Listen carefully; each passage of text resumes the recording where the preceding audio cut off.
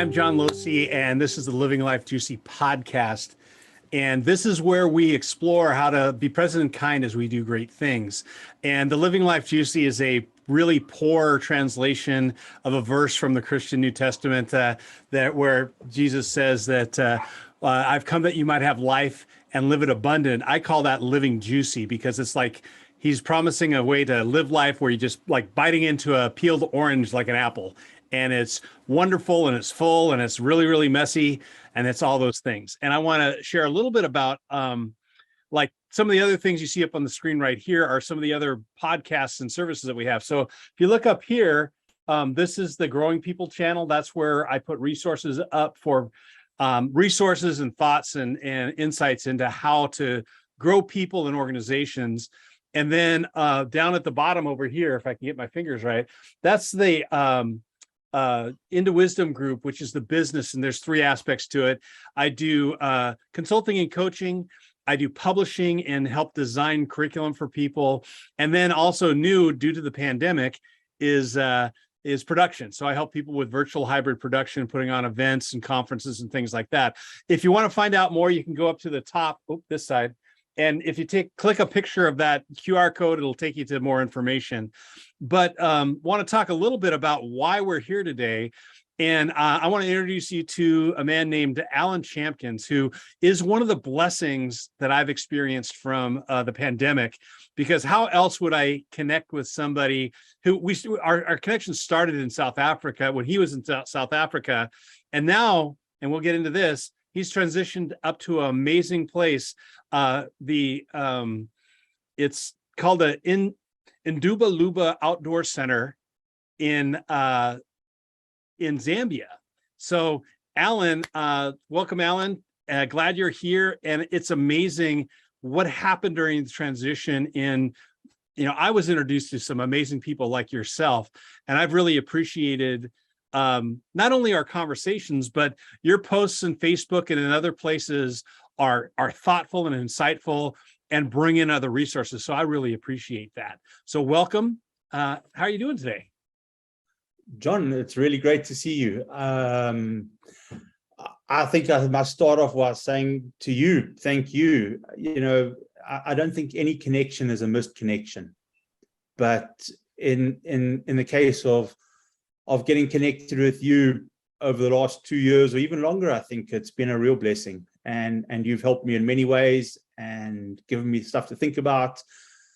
Some of your stuff on facilitation and thinking about it from a whole person perspective has really helped shape some of my work. And it's an honor to be here. Thank you. I appreciate that. Yeah. Well, and instead of me trying to explain to the world what you do, I want to ask you, how do you describe what you do? Tell me a little bit about where you're at now and what do you do? Describe it to everybody for us. So my formal position is I'm the head of center at Ndubaluba Outdoor Centre in a place called Mukushi, Zambia. It's about 5 hours north of the the capital Lusaka. And I run an outdoor center that is owned by a school. The school's called Chengelo, and it's one of the top private schools in Zambia. And for years, I've dreamt of working with a school that owned an outdoor center. And last year, my dream came true. And I left South Africa in October in 2021, and I've been up here now for coming on 11 months. It's been a very different but an amazing journey. And it's a wonderful place. It really is. Yeah. So you said 11 months you've been there?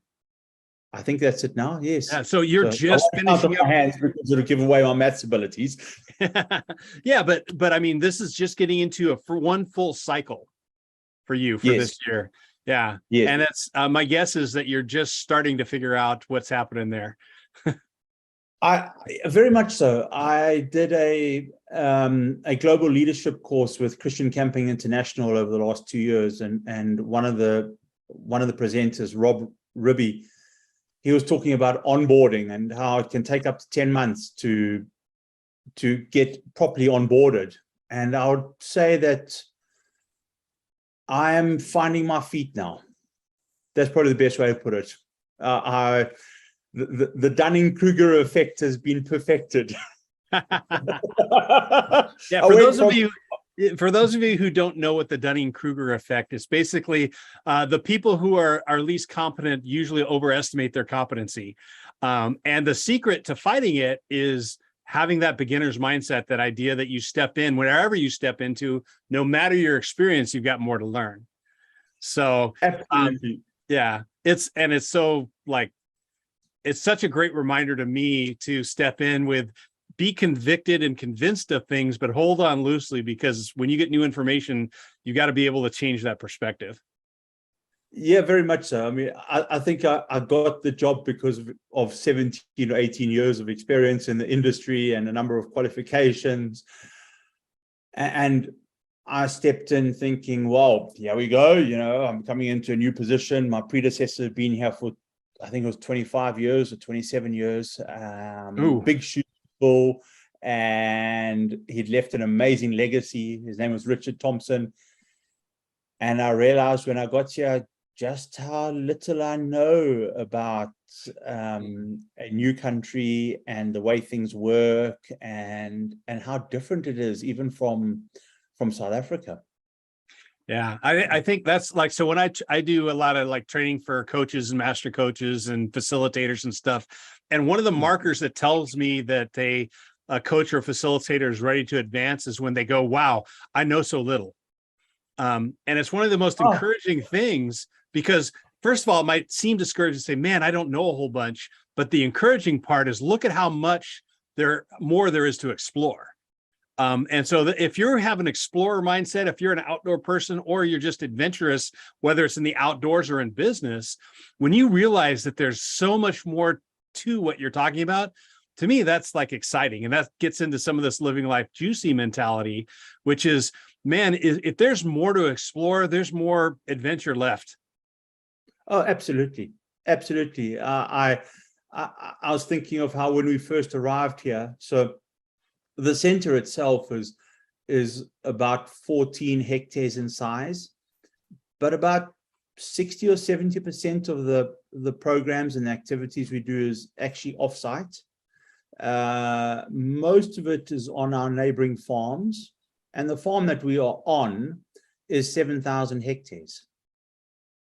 So when we arrived here, it was, let's walk around the corner, let's walk here, and don't get lost because it's all bush and forest and woodland.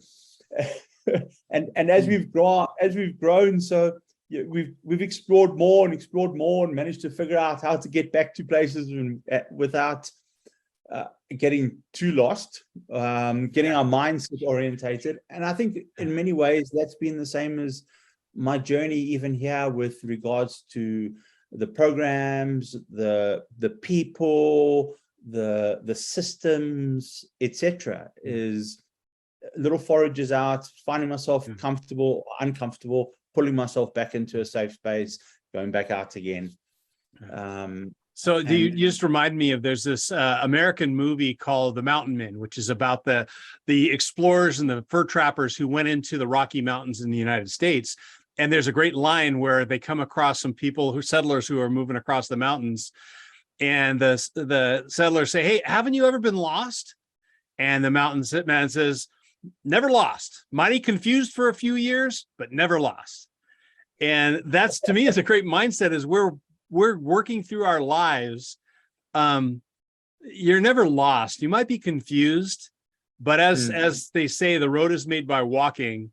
And so oftentimes that confusion leads you to the next best step, if you're present enough to experience it.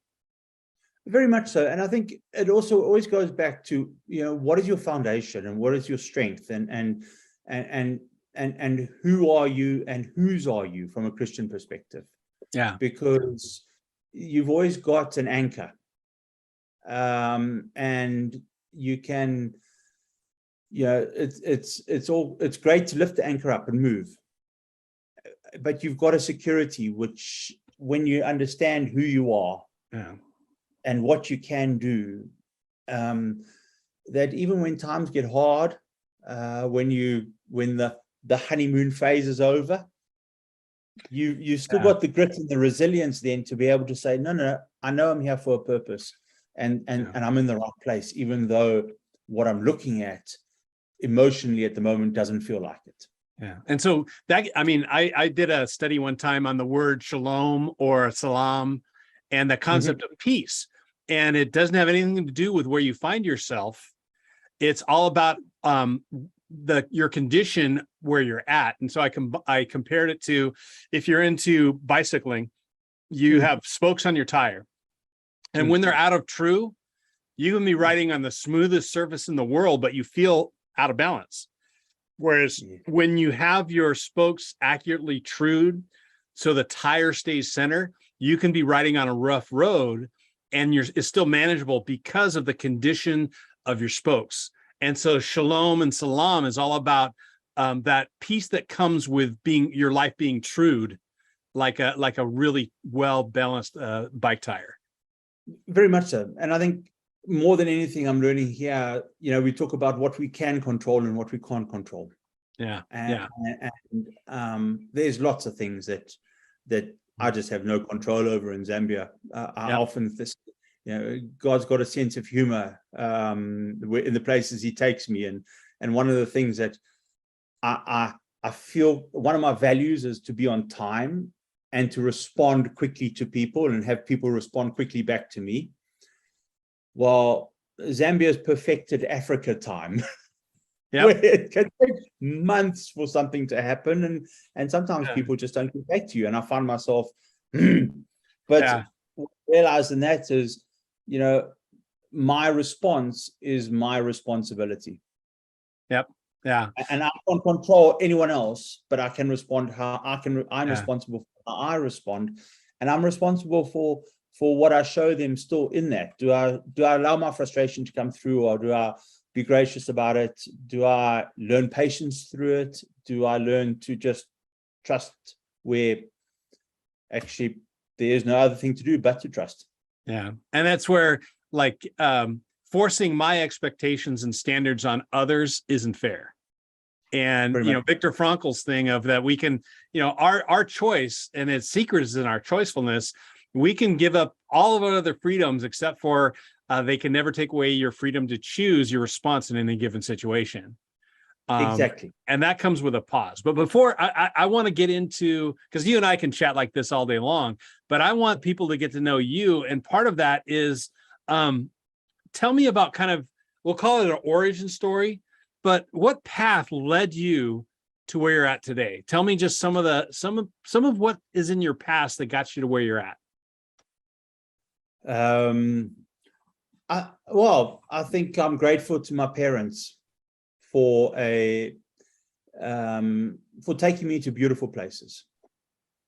They loved the mountains, and as kids, we would go on holiday. Not every holiday, but on our school holidays, we would go to the Drakensberg Mountains in South Africa for a couple of weeks, and I just grew to love the outdoors.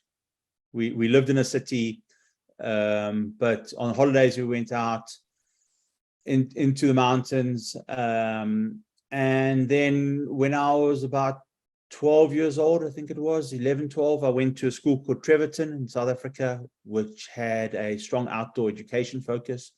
It was pioneering it at the time. And that really had a deep impact on me. On just, I love being outside. I love people. What can I say? My life went a bit wayward, like all of us do at some point. And then in the mid-90s, I became a tour guide, showing people the love of what I loved, taking them out. And of all things, this is where I say God has got a sense of humor. I decided that I was going to stop being a tour guide because I was tired of sleeping on other pillows and traveling and working weekends. And I went back into sales management, and I was in it for a year, and I was approached and said, You were interested in applying for a position at a youth camp. Are you still interested in it?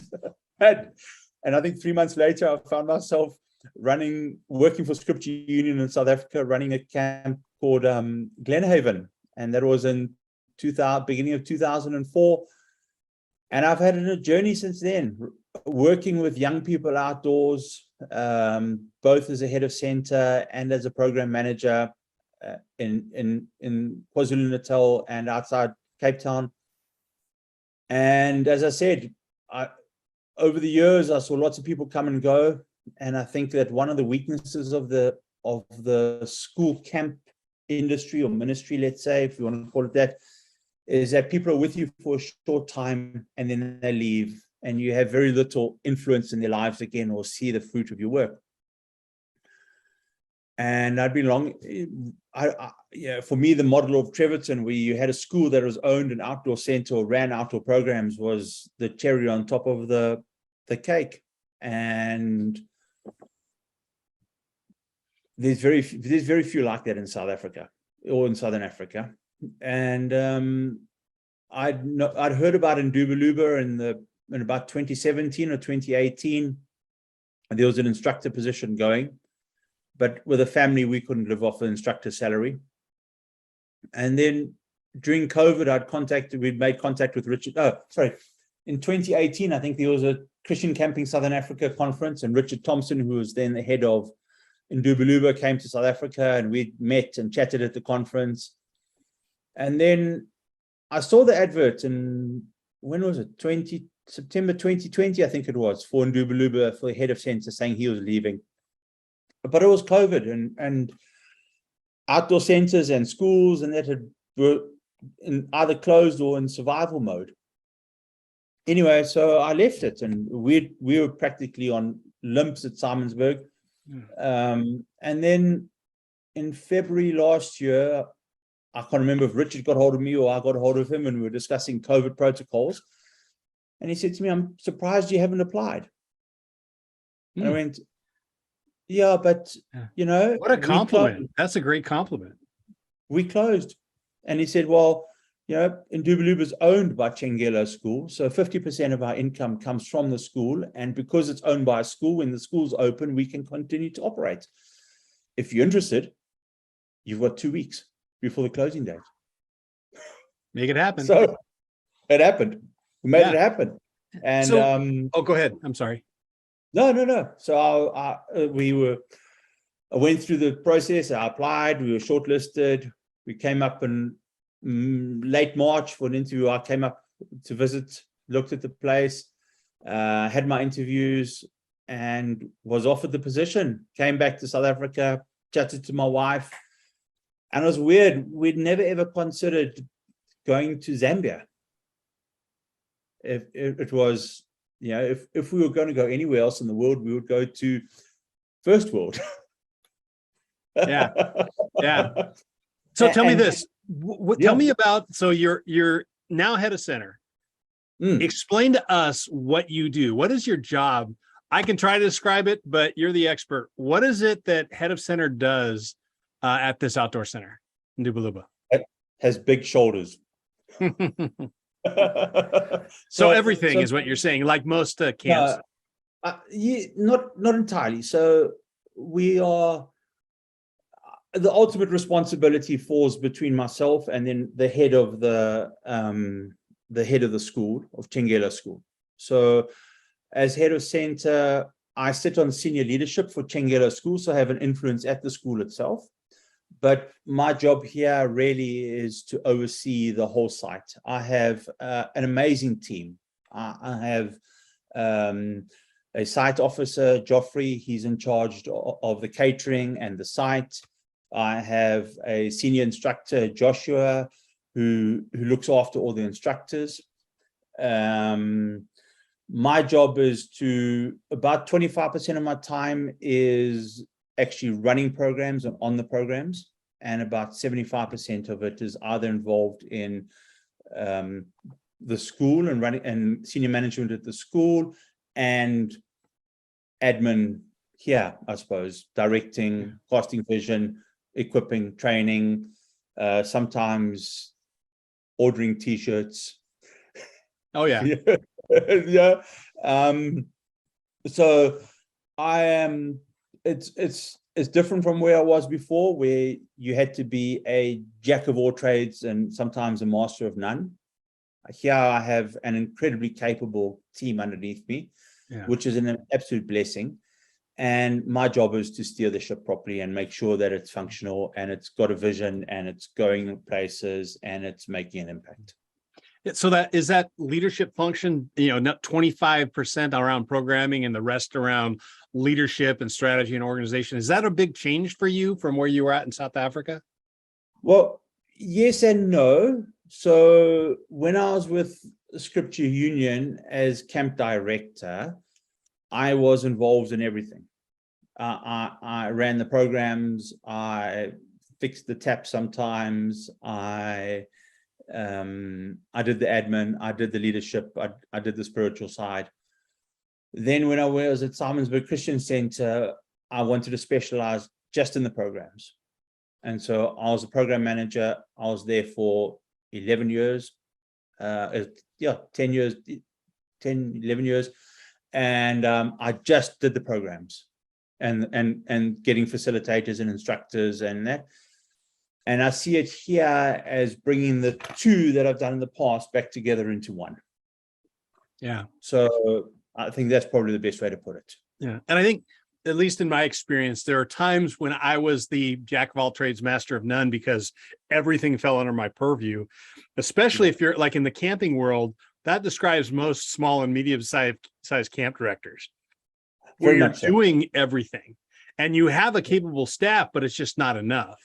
And then you go back in the program world where you're directly involved with the facilitators and the instructors and the campers and the participants. But then it's like people don't realize when you step into what I would call a larger leadership role where you have staff to do all the doing. That's when it's really hard for people. And I imagine that you have the mindset of, well, I'm a doer. I do stuff.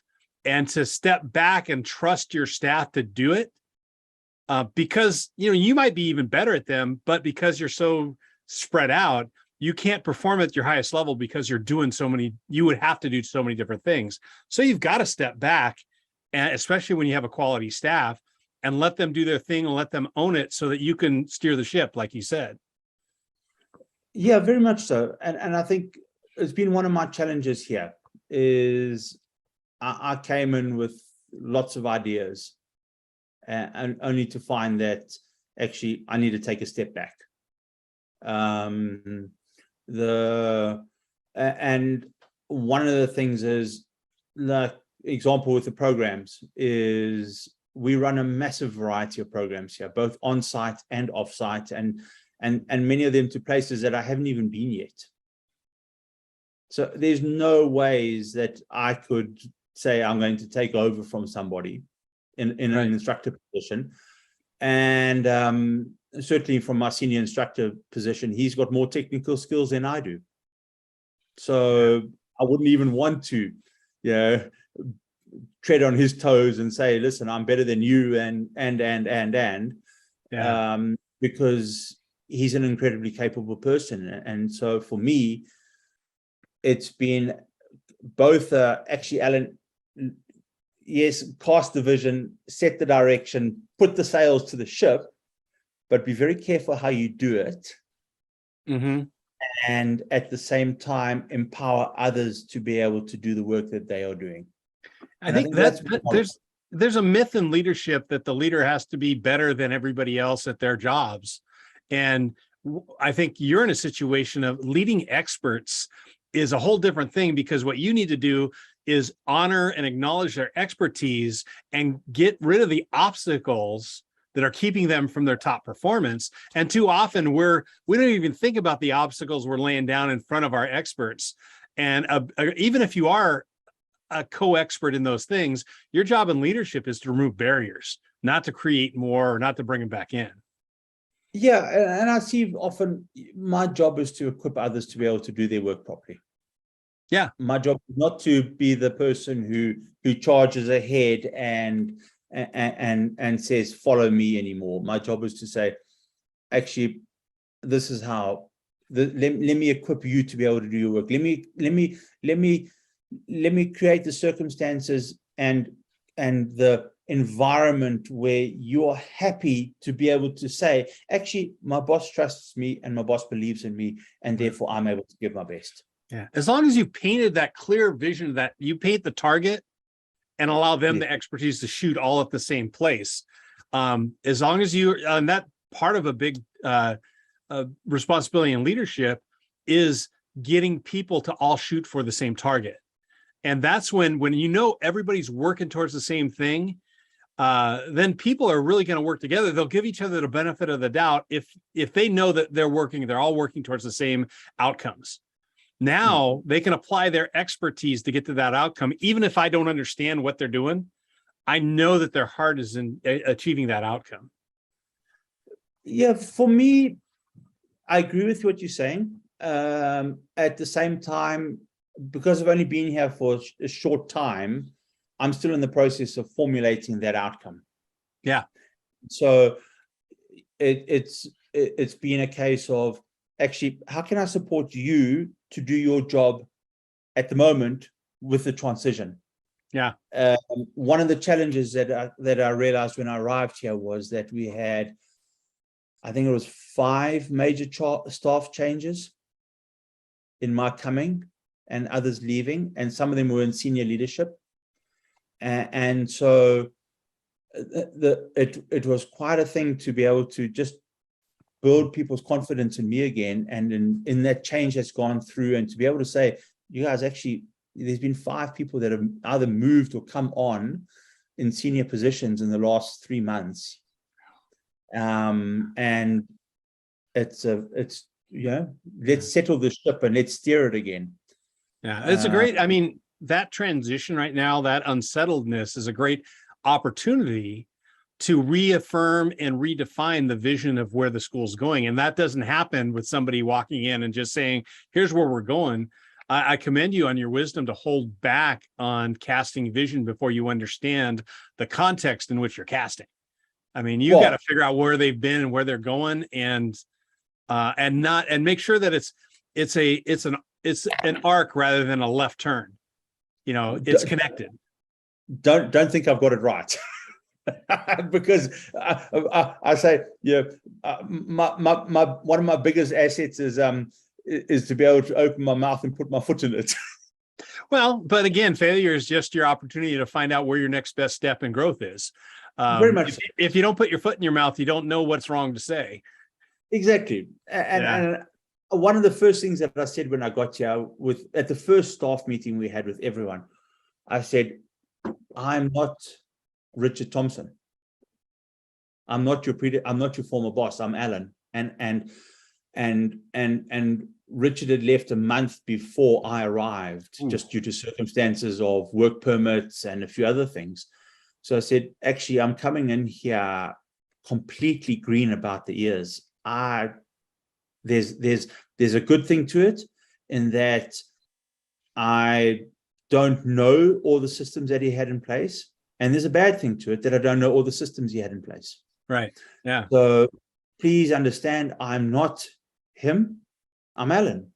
And help me to understand how it works here, and how we can all get together and build this and keep it going and make it stronger.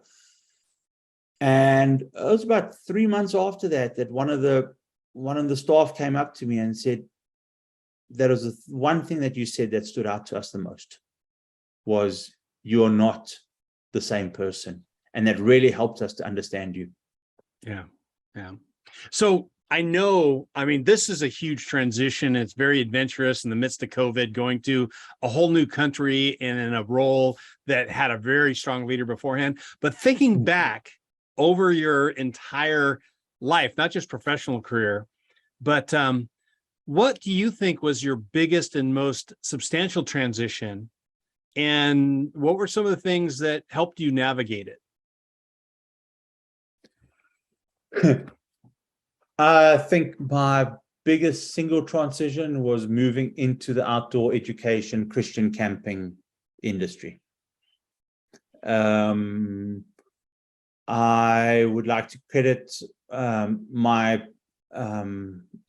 Mike Smallbones, who was my boss, my predecessor when I was with Scripture Union, and he really kept in fact, we still keep in contact, not regularly, but we still keep in contact, and just having people around me who were able to build that and keep it going and encourage me. And then there were key, how can I say, I think, I don't want to put transition, but key, what can I say, inflection points maybe. And the first was Richard Louve's book, Last Child in the Woods. Mm. And really to understand that we're not just doing this for the sake of Christian ministry. We're not saying that it's any less, but it's not just about that. There's so much more physically, psychologically, emotionally, spiritually, conservation-wise, business-wise, future-wise, about having people getting out into the outdoors, especially young people. And then in 2018, I think it was, I started to look at emotional health and its impact on the outdoors and how we facilitate and how we work with people. And Claudia Root in South Africa ran a presentation for us, or a training for us at Simonsburg. And for me, that was a massive flick, another one of actually, wow. When you consider the emotional health and the emotional needs and how it all works together, it changed the way that I work with young people. And so when I've come here to Zambia, part of me is how can I say, I like to challenge myself. And so, why am I doing things? Is this theory that, what can we talk about? The comfort zone theory is it right? Does it work? And I consistently ask myself, why am I doing this, and how can we do it better?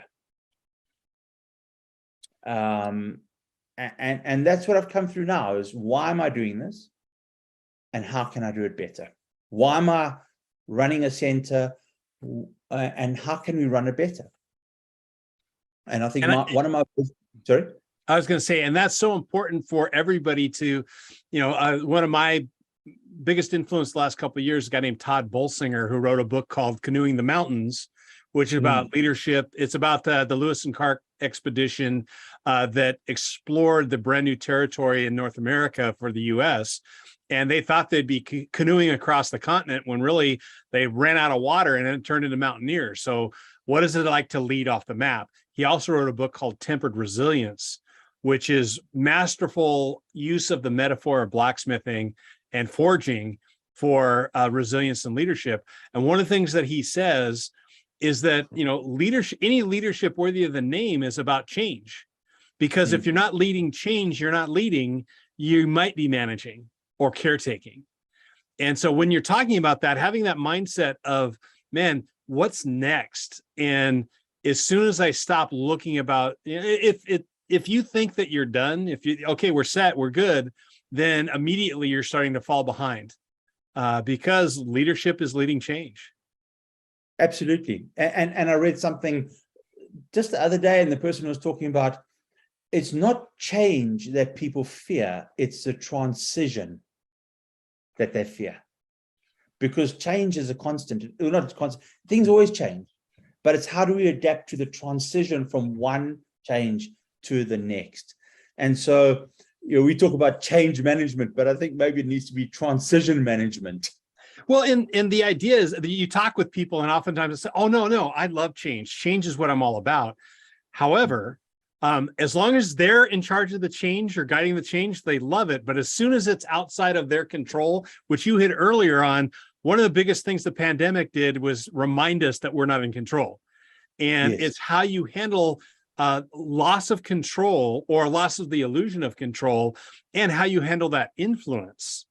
And so you're right. It is all about transition. And honestly, leaders know that they have the capacity and the competency to do it, but they don't know whether they have the resiliency or the thick enough skin to handle the pushback, the blowback from the change. Another thing that Todd Bolsinger talks about is that, you measure by the mission, not by the pushback, not by the resistance, but by the mission, and always keep that mission forefront. Absolutely. And I think that's key, is what is our mission? Why are we doing it? Why? And for me, I look at the instructors here and I think, you're at the coalface. You are the people who are changing other people's lives and having an influence on them. And what a blessing that is. What a privilege it is. And how can I, as your head of center, serve you to be able to do that better? Yeah.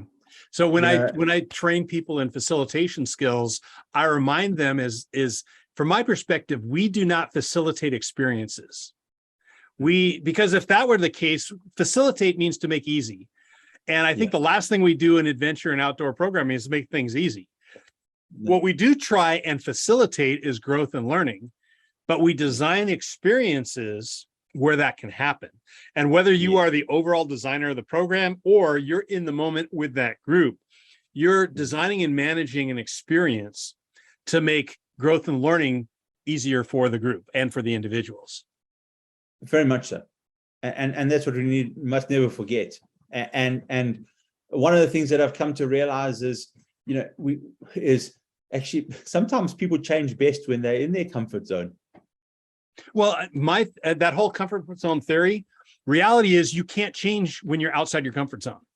Exactly. If you compare it to weightlifting or whatever, or physical conditioning, when you are outside your comfort zone, you're actually breaking things down that when you go back in recovery mode or your comfort zone, that's when it's reconstructed and you're able to make those connections. And too often, what we do in designing experiences keep people outside their comfort zone, and they get fatigued and it ends up chasing them into a retreat zone. And they never get full value because they never, and the art of designing experiences is moving people in and out of their comfort zone at a rate they can handle. Absolutely. And I think that's, I was on a risk management course with Very Star a couple of months ago, and the facilitator or the owner, Jeff, was talking about, now let me get this right, how we need to design our experiences or our programs so that we get the best outcome with the lowest risk. And I really like that, even when we talk about emotional security and physical safety and spiritual safety, even and social safety, which is a big one these days, is how can I put a program together or an activity together where it has the best outcome at the lowest risk. And I'd like to talk about, when I talk about that stuff, I prefer to talk about risk management rather than safety, because safety tends to mean that I'm putting my life and my safety, emotional, physical, any other, in your hands as a leader. Whereas if I can manage risk for the overall situation, group, and context, and train people to understand that they are practicing risk management all along the way, because let's face it, we can never totally make people safe. There's always a risk of injury or danger whenever we do actually anything. But if we can help people understand that they have a responsibility in managing their own risk. Now, what we bank on is perceived risk versus actual risk. Yes. And helping people understand that right now we're managing, behind the scenes, we're managing the ultimate risk. But you need to decide, and this is, what Tom Leahy talks about, the challenge of choice, is training people to manage their own risk at where they are just taking one step in outside their comfort zone rather than ski jumping over the edge, Yeah. No, I forgot to say, that was one, Tom Leahy's talk on challenge by choice was one of the pivotal moments in my thinking on the theory behind why we do what we do. It was that was really a big eye opener. Yeah. Uh, So as somebody who's been in this world for a while, not that we're old, but what do you think for people outside that think this is such a cool thing or whatever, what is the least appreciated aspect of growing people? Like, what do you think people just miss about what we do? And it's not necessarily appreciated as far as like, even for people who are just in the industry, what don't they get? What are they missing? John, that's a hard question. I think the first thing that comes to my mind is that people want to grow for themselves. In other words, it's selfish. They don't want to grow to be of benefit to others. Well, and that's, I think, a big piece in this is allowing people to grow for themselves. As a facilitator stepping in, oftentimes young facilitators will go, I had a wonderful experience. I want everybody to have the same experience I had, rather than allowing them to have their own experience. Yes, exactly. And I think that's that it's my story. Yeah. And I need to own my story, and you've got another story yourself, John, and Wendy over there has another story, and someone else has a completely different story, and I can't transfer my story onto you. I can walk the journey with you, but I need to own my story, and you need to own your life and your story also. And there's times where we'll walk a journey, just like the two of us have, where we connected for what, 6 or 7 months, almost. It's 2 or 3 times a month on stage, and then we don't hear from each other for a year. And I think that's the big one, is that I can't superimpose what I have on somebody else, because that's not their life. I can advise, I can assist, I can have empathy, comfort, encourage, etc. Maybe even walk a journey with them physically, but that's their life. It's not my life. Yeah. So there's a couple of things. One, you'll notice that in a lot of my stuff, the word guide is so important, because guides can't take the journey for you. They can walk alongside you and advise you on different paths, but they can't do it for you. Now, you mentioned something that reminded me of, there's a book by Bruce Chapman, who's a travel writer, called Songlines, which is about the Aboriginal concept of songlines in Australia, which is a powerful thing about, everybody, they didn't talk about owning land or anything else other than owning your own songline, which is, so you have your tribe, your family group, but your songline introduces you to your spiritual tribe. And so, and it doesn't have anything to do with genetics or family. It has to do with the spiritual songline that you walk, and you'll encounter for brief parts of your life journey, your family that way. The other person who actually brought me to that book was Jimmy Buffett, who talks about songlines and his stuff. And, he's the great philosopher, Jimmy Buffett, and his, he has a great song that mentions songlines, and this idea of we're walking our journeys, and every once in a while we'll walk journeys together with people and celebrate that, mourn it when it breaks up, but celebrate it. Because it was such an amazing time together. Yes. Yeah. So I want to ask a couple like quick hitting questions, and then we'll flip the table a little bit. But first of all, like, let's see, who, just top of your head, who are some of your heroes in leadership and facilitation and outdoor adventure? Who are some of your heroes? Now you're putting me on the spot. You're not signing a contract. You have total permission to change your mind later. But right now, in your head, who are the first people to come to mind as examples or heroes in your world?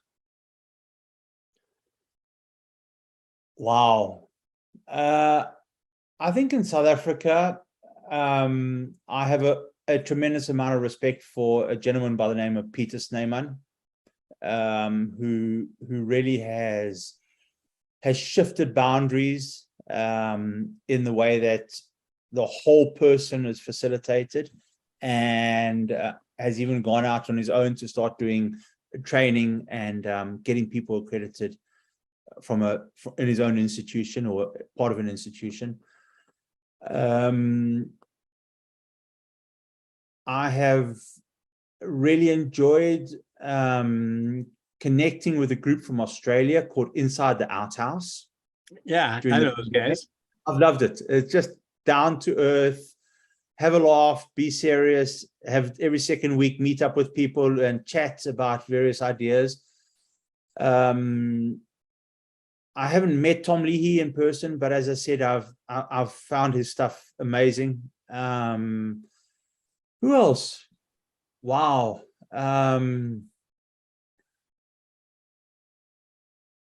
Richard Louv in his book, Last Child in the Woods. Oh gosh, Teamwork and Team Play by Jim Kane. Jim Kane. Love that. Yeah, there's so many people. I try to be connected. I actually all the time. My wife will tell you that I spend too much time on social media, but it's like it's on challenge course groups, it's on adventure therapy groups, it's on it's like, yeah, it's not like you're watching the Kardashians or things like that. So who they? Yeah, I'm glad you say that. I'm one of the few people who's never watched a single episode. I've watched part of one, I think, but other than that, but again, I've got my own vices, so I can't don't I would put it as the equivalent of hanging out in outdoor equipment and gear and tech equipment. That's my addiction. So I can't blast the Kardashian fans because I've got my own stumbling blocks. Yeah, our story. Yeah, tell me this. Do you have like a go-to quote? Again, first one that comes to mind, author, movie, leader. What's your kind of go-to quote right now? Wow. I think I actually don't have one at the moment. I think my paradigms have been so shifted coming to Zambia. And I was thinking about it the other day, just how the pandemic was so lovely because I spent so much time connecting with people and reading and now I am busy. Yeah, that's a good thing. So I can't say I have a go-to quote at the moment. It's just Well, let me shift it a little bit then. Think back to, and this could be current or all the way back. Do you have like a favorite book or media or something that you give people? What was the last kind of book that you gave to somebody? In the digital age of Amazon. Yeah.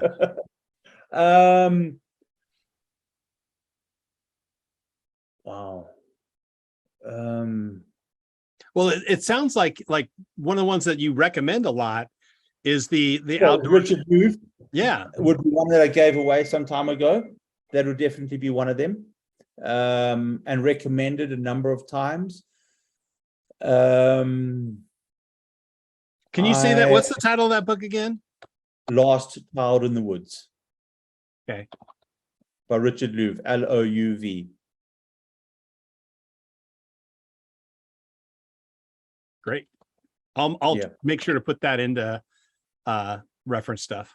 I think that's probably one of the books that I can say of all of them that I can recommend people to read for getting a different perspective on how we do it and the benefits of why we're doing the outdoors and the importance of it. It's one of them. Yeah. Okay.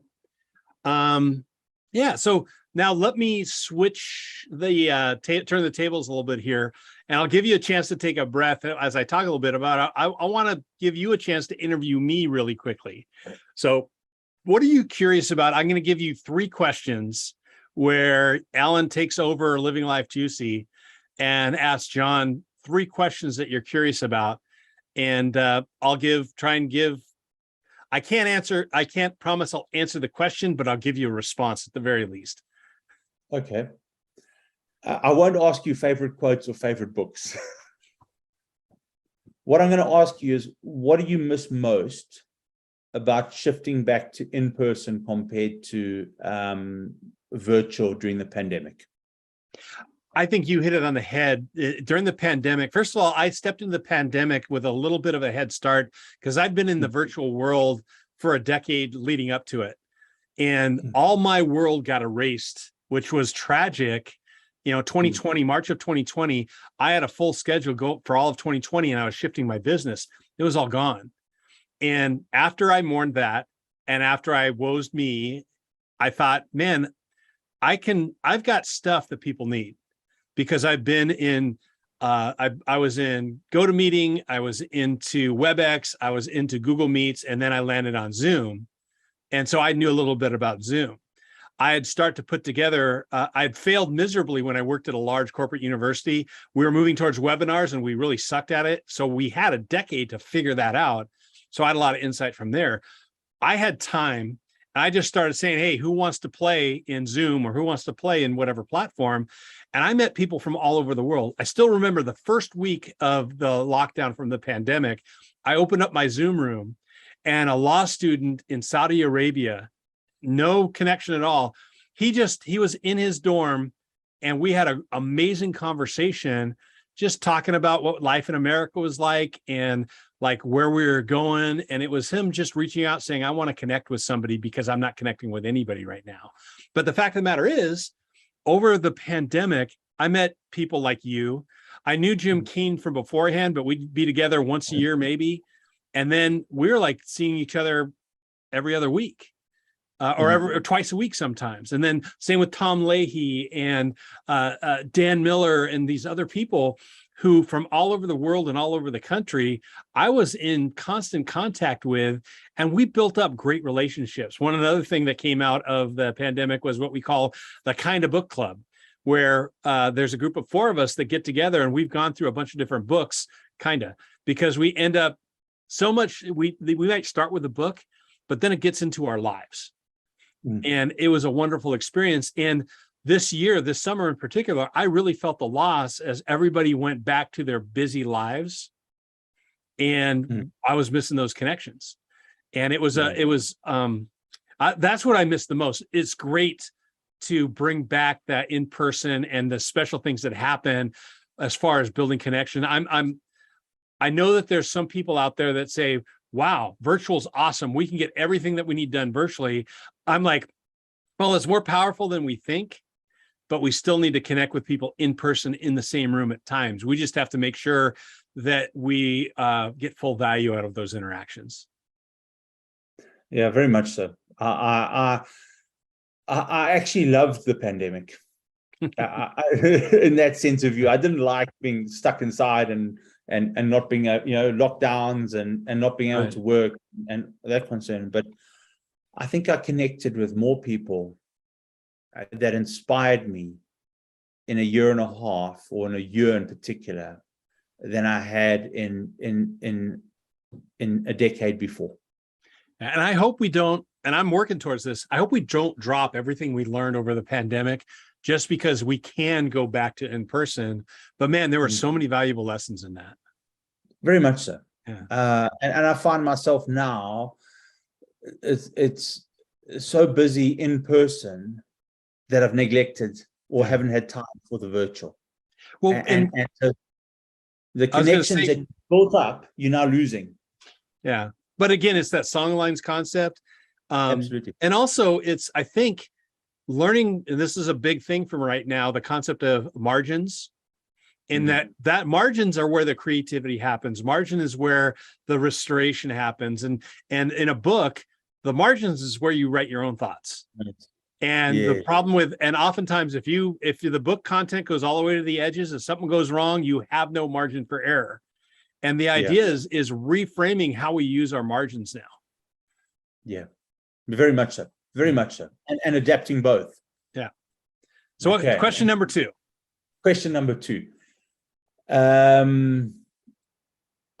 remember you sent me your facilitator training handbook, and really grateful for that. And one of the things that you had in there was the 5 parts of your comfort zone, with comfort, fear, and growth, and spiritual, emotional, physical, and don't neglect any of those five, because you might be strong physically, but you're in your fear emotionally or socially, etc.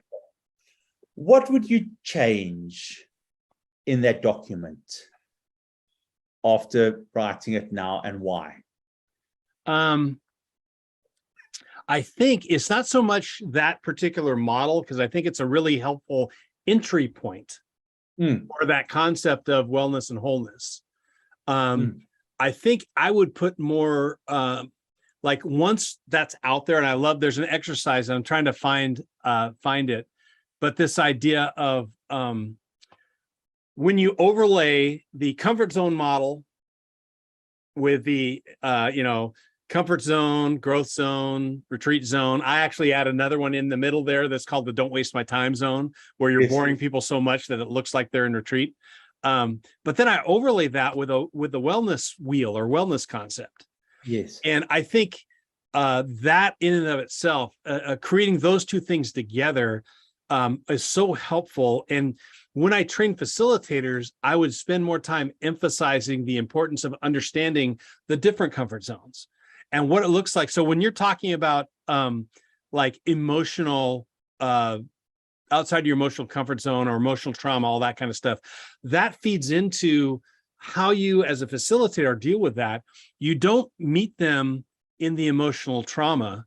You support them in every other area so that they develop the skills to address the emotional trauma. Now, if they're in retreat, then you need to figure out a way to get them back into their comfort zone so that and then help them with, and this is where counseling and therapy comes in.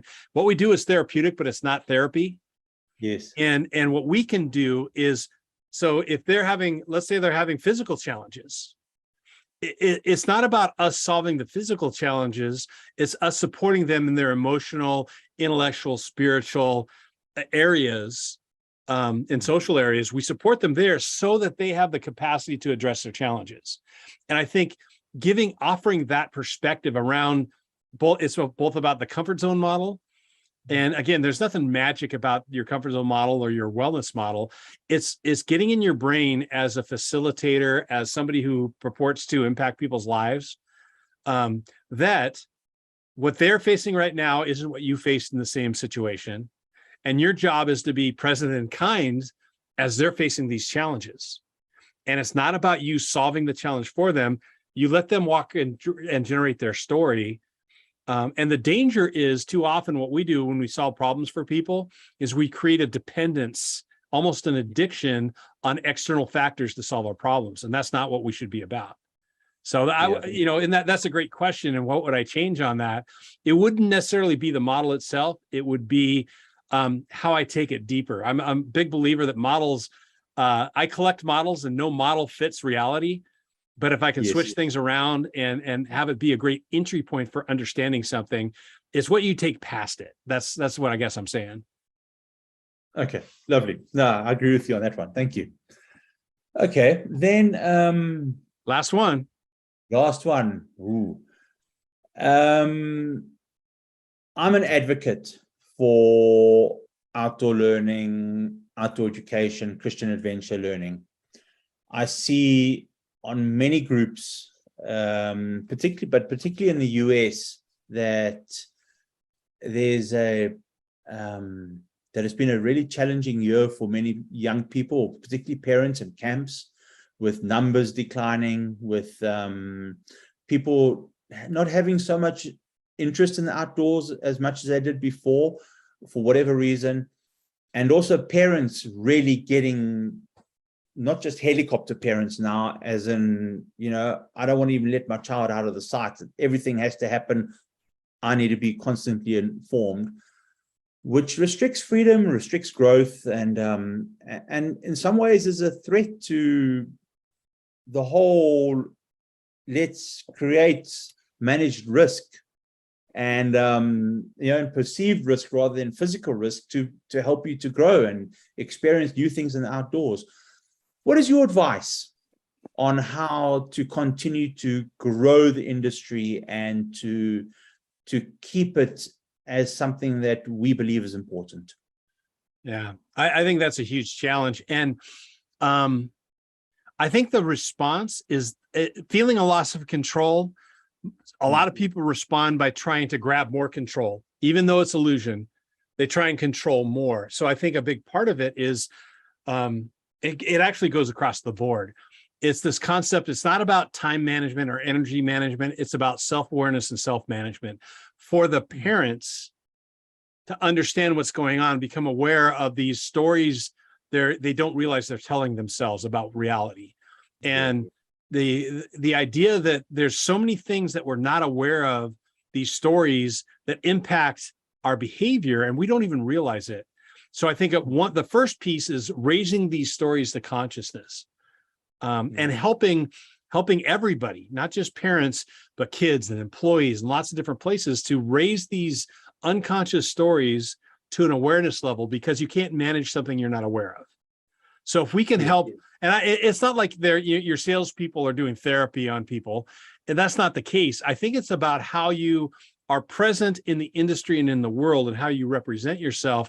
You have to help people feel safe about what they're doing, but you've also got to get into their heads about what we're doing is we're giving life skills for a better life. And part of what we're doing is teaching people this self-awareness and self-management, which is far better than any practical budgeting or all the stuff that we get that thinks it's going to make our lives better has to start with servicing the stories we tell ourselves, becoming aware of where we're at, and then managing those things. I break it down into, you need to be aware of your pace, your energy, and your focus.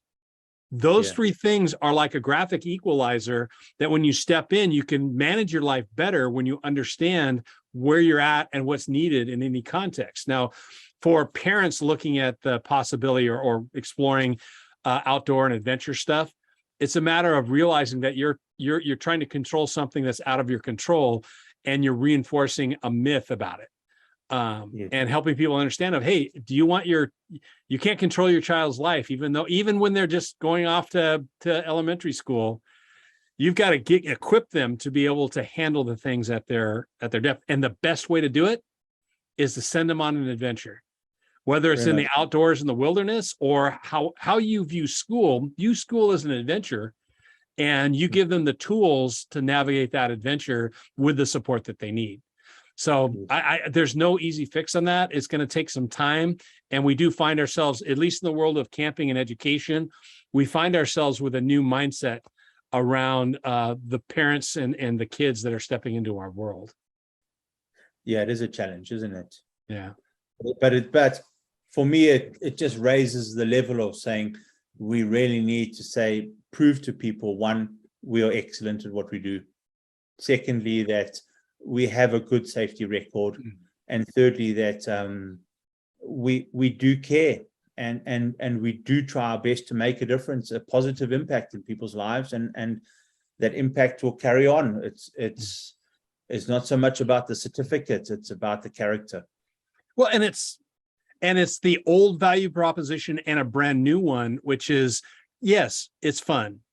Camps and all this stuff is a blast and it's fun, but you go back to, ultimately, it all goes back to changed lives. And the value proposition isn't just that we're changing lives, it's that we're equipping lives to live better. And perhaps it's the answer might be for camps to re-examine the value proposition they put out there and make sure that it is what their client base values. And that's exactly what I said to the leadership team here at Chengela School at one stage. I said, we're in such a unique position, because if we talk about raising holistic children, but if your school is focused just on academics, with very little exposure to the outdoors, or very little exposure to the world and a social sense of view of going to other communities, you are going to raise students who will go automatically into academic type of professions. They'll end up in the city. Yeah. If your school is focused on agriculture, let's say, as its predominant thing, or conservation or the outdoors, you're going to have people that are going to move towards outdoorsy type of industries because that's the influence that they've had. If your school is very much focused on social justice and helping the poor and working with underprivileged communities, that's where you're going to raise doctors, and you're going to raise lawyers, and you're going to raise social workers and teachers. And we sit in such a unique situation here where the school, Chengelo, owns an outdoor center. It has strong academic grades, and it also is in some places involved in social justice and social needs. And the result of that is you actually give your students the ability to make a free choice. Yeah. Well, and it's, to me, the power behind experiential approaches, not just outdoors or anything, but viewing the experience that you design is that you engage the whole person. Back to that 5-factor model. You engage the whole person so that you're growing a whole person. And you realize that each experience will move people out of their comfort zone in different parts of the whole person, and you're able to address those specific challenges for those individuals and the group. So that, I mean, you hit it on the nail when you talk about the broader that you can address a whole person in their growth and development, the more likely they're going to make better judgments about their future. Yes, very much so.